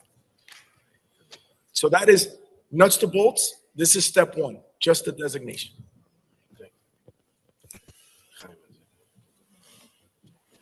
Councilman Monk? Yes, thank you, Council President. So in terms of, at the first stop at the planning board, right? Who comes up with the concept of what this area, or anytime it goes before the redevelopment, right, before it goes to planning, of what fits in of the need of redevelopment? Is it something that the city makes the recommendation? Is it the owner of the property that makes the recommendation? Is there a 200-foot notice to residences in that area of the planning meeting? What's the process to decide, should it be a 5-story building? It should be a 2-story building? It should be a 50-story building? So that's negotiated between the city. So it would be myself and the developer and the mayor, of course, at the mayor's direction, of course, and our professionals, other professionals, our engineer and things like that. We then negotiate based on the direction. So the city, the administration makes the recommendation to the planning board? No, what they should have. it doesn't go to the planning board. It comes here first. So basically what'll happen is we'll sit down with the developer, right? After listening to everything that happened up to this point, right? Because the one thing we have going in our favor is that everybody was very vocal of what the issues were. Right? So we have a discussion. We come to any other zoning ordinance that would be that the administration proposes, right? We would have long discussions because you've been part of some of these discussions. You know, they don't happen overnight. In fact, we've been talking about this while she was still active in the application. We were trying to figure out what would be acceptable to both the residents and the developer. And once that plan is developed, right, it comes to this governing body for review and analysis before it goes to the planning board. So where's it going? We're making the city council tonight is voting on to recommend it to send it to the planning board. So this is you directing the planning board to do a study, which is only for designation. And the reason that you're doing this is so that it can validate the negotiations and the council has the opportunity to review the ordinance. If not, they would use the underlying ordinance, which was the problem. So we're trying to alleviate the concerns of the community and the developer and come up with a plan. Okay, so this has nothing to do with the number of units actual or plan. anything. So this goes to the planning board just so they should recommend that it should be in redeveloped areas. Then it comes back here in terms of what the plan should be, which the administration basically works that out with the developer. So what point, is there any point where people in the neighborhood are noticed? What point is that? Which meeting is that? The affected property. So under the state of New Jersey's local housing redevelopment law, under the state of New Jersey, every affected parcel, the ones that are actually going to be affected by the property, right, like the actual block and lots get noticed, right, because we're designating them and they're affected in the plan. Is that all committees? Zoning, planning, and redevelopment? No. It's the actual property owners, like the properties. Right? So that's the notice. Wait, I'm sorry, what was the question, Council? Planning board and zoning board. No, is he saying, is it all communities that require that? Is that the question? Hopefully, I think you're right. The question was, do all communities Within- require that notice for those? Yeah, it's the state of New Jersey. Yes. I'm sorry, I misunderstood. I The thought you response is said, yes. yeah, I'm sorry. I heard planning board and zoning board. Thank you, Mayor. Yeah, I'm sorry. I'm hard of hearing anyway. So yes, so what happens is here, every lot that's affected gets noticed that we're doing a designation. So if you see lot 1, 2, 3, 4, 5, 6, 7, they get noticed that that's happening, right? Then No. That's the actual lot. That has to do with the zone. yeah, I'm Okay. I'm giving you the whole Yeah, plethora okay. of notices, just so that everybody understands. So then what happens is, once this is on, right, there's a general notice, right? Not 200-foot radius. It's a general notice. Our city clerk puts it out, right, that this is what's going on before the council for the plan, right? Then the planning board's notice is just a meeting notice because they're not acting on the ordinance. What they're acting on is if it's consistent or not with the master plan. So they're not saying that, anything other that it complies or doesn't comply with the master plan. So then when it comes back here, after that general notice, you have the public hearing. Then at that point, once the ordinance is passed, there's a planning board site plan application, which requires a 200-foot notice of every single individual within these parcels, which was the normal process, that they followed originally. So if I understand this correctly, and I know we've been told this many times, but I just get very confused with all the different Steps. boards and different steps, different applications to go different ways. So in other words, the one advantage of having a plan a property going through as a redevelopment is that people living in the immediate area are not noticed. When I say noticed, I don't mean in a newspaper because most people don't read newspapers, right? Do not get a registered mail notification in the mail that something is happening until it's too late. It's done. It's a done deal. And all of the left is where we should put the trees. The site plan approval, well, you have to turn right here, turn left here, but it's a done deal. I mean, that is one of the advantages of going through redevelopment is that you could really bypass the neighborhood. Well, I know I'm yeah, painting I it a little bit of a disagree. harsh way. I disagree with your characterization. Okay, I understand that. Because that would be the same thing, the exact same thing that you do with any land use ordinance. So if that's the case, every single zoning ordinance that we put before you and every zoning ordinance in the entire state of New Jersey, right, you'd say the same thing for. So this council, right, is elected to pass the law, whether it's the zoning, which just consider this an amendment to your zoning ordinance. It's the same thing, right? So if this council, and I would argue that in this specific case, they came in with a compliant, right? They came in with a compliant application. The law, Excuse me, ladies and gentlemen, this is not participation. They were allowed to go to the planning board for a conforming application. Now, we can argue whether it was conforming or not, but we didn't get to that level of detail, right? Right? So right now, let's say you say, I don't want the conditional use, get rid of it, right? Guess what? Everybody within 200 feet is not going to get noticed either. That's not the notice requirements, right? But I'm not talking I think, Councilman, if I may, I think to the business administrator's point is that the concerns of the community were heard. Yes. That the process did, to an extent, worked. There wasn't a full approval and an execution of this plan, and we didn't move forward. There was obvious objections from the community. They reached out to their representatives, their council members. There were meetings. We stepped back. And if I may, I just want to clarify just one point, because I think it was a good question about the recommendations. The recommendations come, obviously, especially back to the council after considering the concerns of the community, objections, or even suggestions from the city council. But to your point, if I may ask, because I think it is a legitimate and extremely important point, is there a suggestion of how we would better notice the public that are affected directly in proximity to a potential project? Yeah, I don't want to talk specifically to this. I want to go very general because this is something that I've seen a little bit through the years where things went through the redevelopment designation and neighbors woke up like, oh, how did that happen? I never got noticed, which I never understood. Like, what do you mean you get noticed? How do you get a plan through? And I think this is the answer.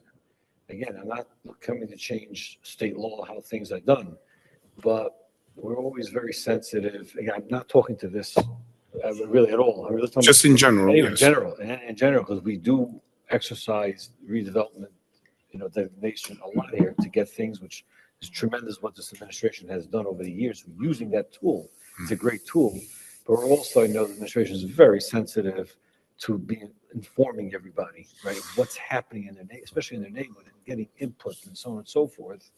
That through this process, and not deliberately, God forbid, but through this process, which is an important process, that's what we got so far with all the changes in the city of Passaic, there is a little bit of a, call it a downside, I guess, in terms of incorporating and bringing in the neighborhood in terms of what they like to see in it. So what would be the suggestion in order to sort of fill that gap or address that concern? Because we would be open to it. I mean, again, I go back to what the administrator shared. It seems like the process worked for not just this one, because we don't want to talk about this one, but there's been a number of applications where, as the city was moving forward, there was objection by residents, and that's happened in every ward throughout the entire city where there's a development.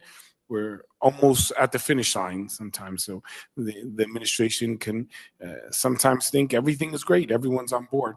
And then last minute, residents come in forgive the description of last minute, but maybe they didn't receive something in the mail. Maybe it got shared in a forum or a particular book. Maybe it got put in the newspaper and someone picked it up and said, exciting project about to come. And a resident said, I wasn't aware of it. Now they know they've come. We've readdressed it with the council.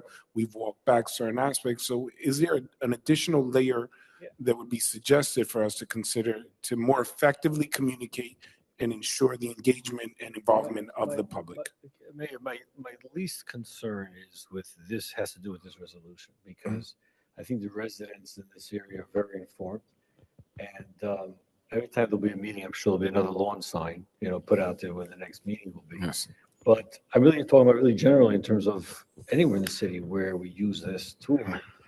Because I've heard this in the past. I don't know if other council members have heard the experience also where we go through the redevelopment designation and the residents also wake up one morning and it's all approved. It's done. They can't do anything. So it's something which the council has heard, has gotten feedback to other. So, it's something which, again, we could address, how we could, fix this issue. I know legally we don't have to, but I know as administration that's not the approach. Well, to your point, and through the council president, I would just share that we are definitely open. Any way that we can more effectively communicate with the residents. I mean, obviously, ideally, we want the buy-in of the community. We sometimes have the challenge of looking at a development, and I think you articulated it so much better than I possibly could. Just because we can do something doesn't necessarily mean that we should do it. We consider the impact on the community. We consider sometimes it's not the right application now or plan now, and maybe in the future it may be so. But I do want to say that for the business administrator, obviously there's so much work that goes into having these conversations, studying the law, and he burns the midnight oil on making sure all the codes are met, all the legalities are taken care of, whether state and local. But obviously, we serve at the pleasure of the residents of the city of Passaic, and our goal is, to the best of our ability, move projects and initiatives forward that serve the best interests of the city as a whole. I'm not sure I can read that, but you'll let me know what it is. I don't want to pull a president and Marco Rubio where I read that out loud and I'm not supposed to. Some people might get that reference, but you'll let me know what that is later on. Again, Councilman, we're open to find out what additional layers. It's just, again, sometimes we do send out the notice, 200 foot radius. Sometimes it gets published. Sometimes we even utilize social media. We'll let the council members know. We'll even share it in town hall meetings, and somewhere along the process, 2 or 3 individuals will begin to object. Then the 2 or 3 are turning into 6, and then the 6 are turning to 20, and 20 are turning to 30. And we would have been so much more open at the beginning of the process. But of course, it's whatever serves the best interest of the community as a whole. So we're open to figure out how we can communicate it better. We would welcome any suggestions and working together to get there. And Mr. B, is there something you want to share? Because I don't have glasses on. This council has been known to request from the administration a 200-foot radius for a plan. One that comes to mind is 211 Pennington, where we had to rent out the local gym. So got it. That's an option. I couldn't read it. I don't have the glasses. Scribble scrabble. So that's something that in certain instances, Right. the council has requested. But again, legally, I just want to make sure everybody knows. I just want to make sure everybody knows the law is followed to the T. There is no circumventing anything. The notices that are required are submitted. They're put in the paper. The days that they have to be in the paper are reviewed, right? That's why in the 27 years I've been doing this, we've never had a single redevelopment plan be questioned or brought back from the state of New Jersey. In fact, every single time the state of New Jersey tells us that we're good to go. So I just want to make sure everybody understands. I think we're all on the same page with that. But I think to the council member and most of the council's point, and again, I'll reiterate that we are open to making communication more effective. We've met the requirements. I think we all agree on that we meet the requirements. But the requirements, and I'm not going to say that they're antiquated or a little older, but right now things have changed. People use social media. Not everyone is waiting for correspondence to show up in the mail and read it. Sometimes people miss it. As a city, we have to admit where there's areas that we can improve, and sometimes when residents raise their voice and say, hey, some things are good, but some things we don't feel are good. We should be open to receive that and say, then how can we make it better? And I think this is one of those unique opportunities that if we put our heads together and work with the community, we'll find a way to make it better. We won't always come to full agreement, but I think your point is well taken. And again, I'll re-emphasize, we're open, Council President, members of the council, to figure out how we can do this better. Councilwoman Mello, please. Yeah, so one that came to mind, they also mentioned about was with the ice cream parlor. Some of the residents brought up the same concern. They say they were not notified, but I do recall that it was mentioned that it was put in the newspaper. I mean, the law was passed. Unfortunately, as residents, sometimes we don't read newspapers. Some of us don't read the newspapers. So, and I think one of the things that we did mention was sending emails, but then you have folks that don't have emails. So that's it's a tough one. But yeah, it's something that we've heard in the past, but it's going to be challenging. Just we're going to have to. Everything's posted on the website. Yeah, there's some people that don't go on the website. They'll say, "Well, I don't." It's in the newspaper. So, it's on the website, and it's hanging right next to the city clerk's office. Those are I'm just telling you what the requirements are of the law. I'm not saying they're good or bad or indifferent. I'm just telling you the steps we have to follow. So, and that's what we've been doing. I think the points have been made. Councilwoman, you are correct. There are other examples of individuals that have, even though we went far above and beyond to notice individuals that said they still didn't get it. That's going to continue to happen. We'll send emails. We'll post it up online. We'll do the 200-foot radius. We'll make phone calls. We'll send out the LED truck with the flashing. Ladies and gentlemen, there's a meeting on this day. There will still be individuals that say they didn't receive it. But at the very least, let us be accused of doing too much to communicate rather than being told we have not done enough. So I think we're open to it. Councilman Mayor, please. The designation of a redevelopment zone, does it take away the conditional use ability, or they now have two paths technically? So the mere designation does not, the plan does. So what will happen is we're going to present a plan that supersedes the underlying zoning ordinance. So then those lots cannot avail themselves of the conditional use any longer unless they were removed from the redevelopment plan. Thank you. Councilman Love. Yeah, just a quick question, and I know we probably can spend a lot of time on how and what we could do, some suggestions, but I just want to know, because I never received a 200 feet radius letter. How does it look? Because I'll tell you, the only letters that from the city that I look at it when it says tax bill, it says no bill, right? You're with me, right? So, and the reason why I say that is because, again, down the line, we can think of some creative ideas. Maybe a different color. Maybe right across the envelope it could say redevelopment, right? That draws attention, because many of us, I think, do the same thing. We're just happy that we don't get a bill or there's not anything major from the city. And those other letters they get thrown away. So if we send, how it comes. If we send the letter, it'll say City of Passaic on it. Yeah. But that's a great suggestion that he made. Honestly, we can explore that, because the truth is, you're right. Most people get so much in the mail. You may just put it to the side, whether it's about recycling, whether it's another notice, maybe another letter or calendar or whatever it is. We send a lot out. We try to make sure we send a lot out, but we can explore whether or not a different envelope, a different color, something that we can put on it that may let people know there's an urgency, there's a time that they should consider this needs to be read. So that's a good suggestion. Appreciating the importance of this conversation. Items 19 through 31. Are there any questions, please? 19 separate, Council President. 19 separate. On 20 to 31. Move.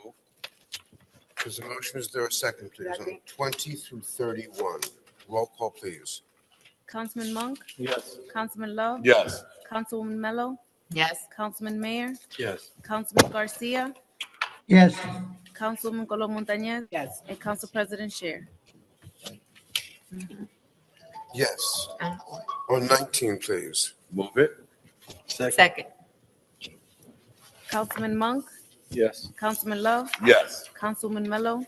Yes. Councilman Mayor? Yes. Councilman Garcia? Yes. Councilwoman Colon Montañez, Abstain. and Council President Sher. Yes, thank you. We're up to Roman numeral 8 on our agenda, ordinances for introduction and first reading. 32, proposed ordinance amending the designation of restricted parking for disabled persons by New Jersey license plate number. Is there a motion, please, to accept for set down for a second and final reading at our meeting of February 17? Motion. Move it. Motion Second. and second. Roll call, please, on 32. Councilman Monk, Yes. Councilman Love, Yes. Councilwoman Mello, Yes. Councilman Mayor, Yes. Councilman Garcia, Yes. Councilwoman Colon Montañez, Yes. and Council President Sher. Yes, thank you. Number 33, please. An ordinance amending Chapter 100, Certificates of Occupancy and Tenancy, Section 10, Fees of the Code of the City of Passaic to adjust Certificate of Occupancy fees.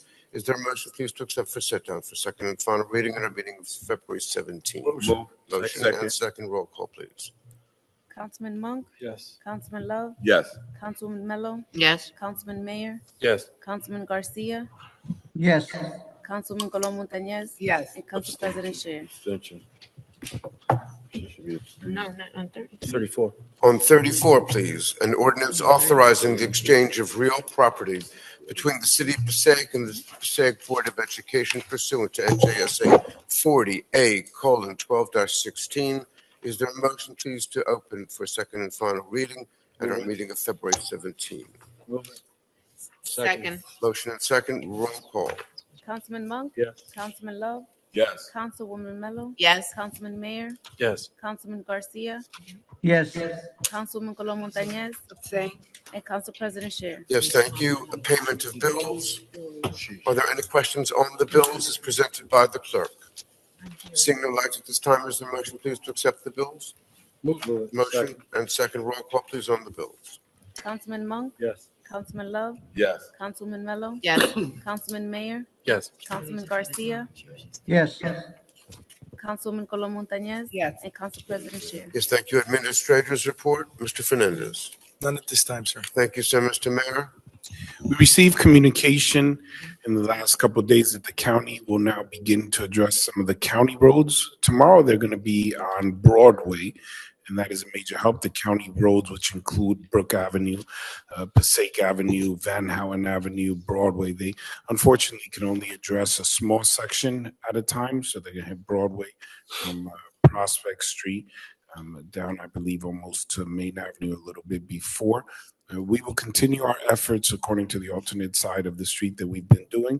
The west side is usually Mondays and Wednesdays, where the east side is Tuesday and Thursday. But tomorrow we're going to hit a lot of the city. I believe that some of the areas that we're going to be focused on tomorrow will be Lafayette. I think we have a list.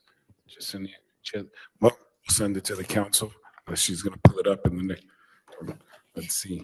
List includes Lafayette from Mead Ave to way to Passaic Ave Boulevard from Broadway, all the way to Mead, Acre Ave from Broadway, all the way to Mead and Randolph Ave Broadway, all the way to Albion Street. When I mention the specific area, I just want to remind, especially those watching online and those who hear later, it's not like a street sweeper that can just go by within 1 minute. It takes about a good hour.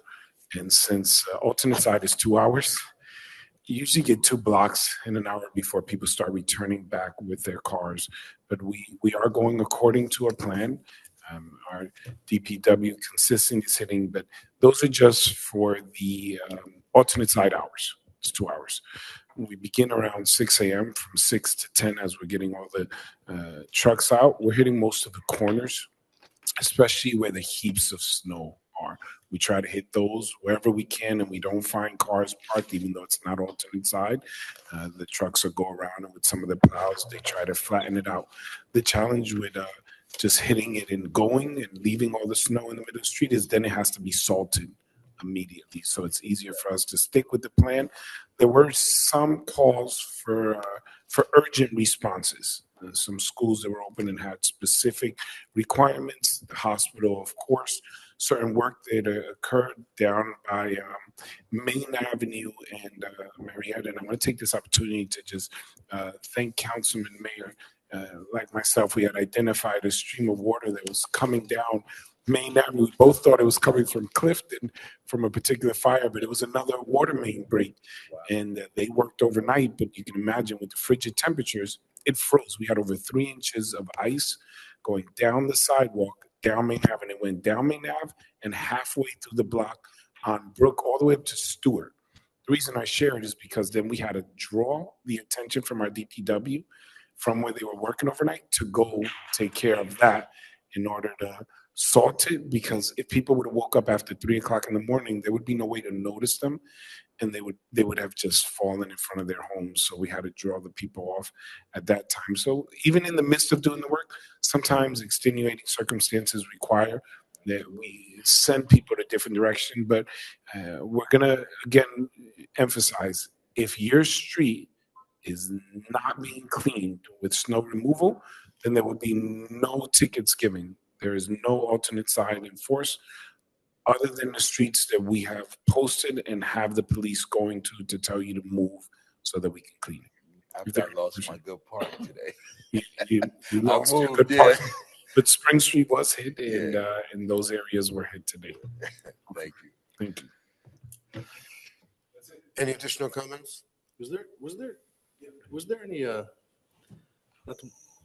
not getting into politics in Washington, was there any funds that used to be available for storms like this that are no longer available?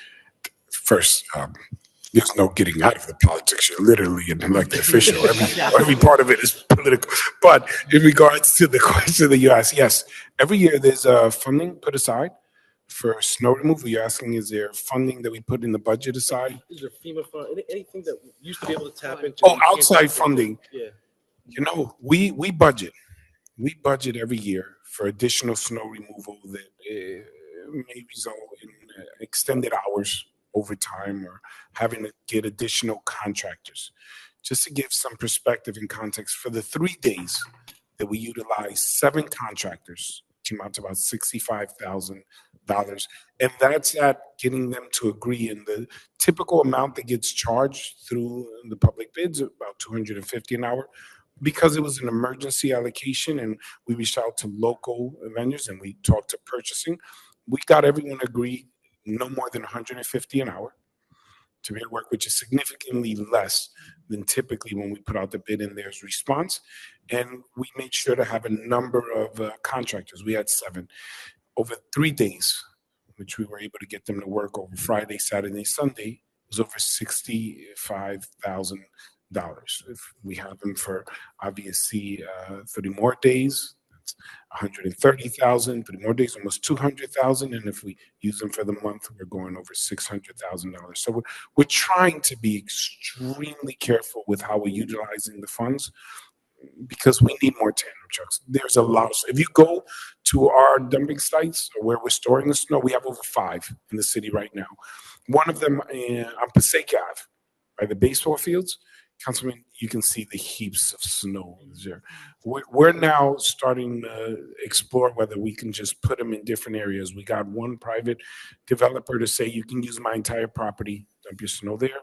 We're going to take some to Armory Park, but just to give some context, we're not allowed to store it in proximity to the water. We cannot dump them in the river. Yes, because of when you're going around picking up the snow, you don't just pick up the snow. The streets have been treated, brine. There's certain contaminants. Some people throw out their garbage. You're not allowed to pick it up and throw it in the river. You can't have it near the brook. So we're limited. We have specific areas. So we put a certain amount of funding aside. As to your question, we are looking to come back to the council in 2 weeks and explain that we had to redirect some additional funds. And we are using DPW nonstop with the contractors. But again, it is a budget issue. We want to make sure that we're not spending without cost. No, there's no funding, but I think what you're referring to, if I may, there was a time last year, not too far off, where any additional hours, resources, or money spent would be reimbursed by FEMA. And their guidelines last year was anything up to 8 inches, above 8 inches, or 8 inches or more was considered an emergency.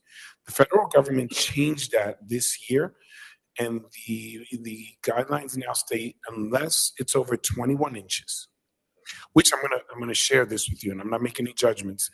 I was realizing when I was watching other municipalities on the news saying we got 18, 19 inches. I was going 18, 19. They were like drifting and everything. I was going, it feels like people were exaggerating the number. I know this is online, I'm careful. And then I realized everyone's trying to get to that 21 inch because, yes, because there was drifting in the city of Passaic. I know it sounds bad. I wish we would have got to 21 inches because then we could have used all the funding and had a reasonable expectation of reimbursement. There's no reimbursements coming for this. That's why we're being very careful that whatever we're spending, that's coming out of the budget. Unless it goes over 21 inches, you're no longer reimbursed. That was just changed by the federal government this year. Thank you. Was that what you were referring to? Okay. Councilman Monk had a good idea. You know how they make the snow and the Snow too? now we buy a You go buy a snow machine. No response. Too soon.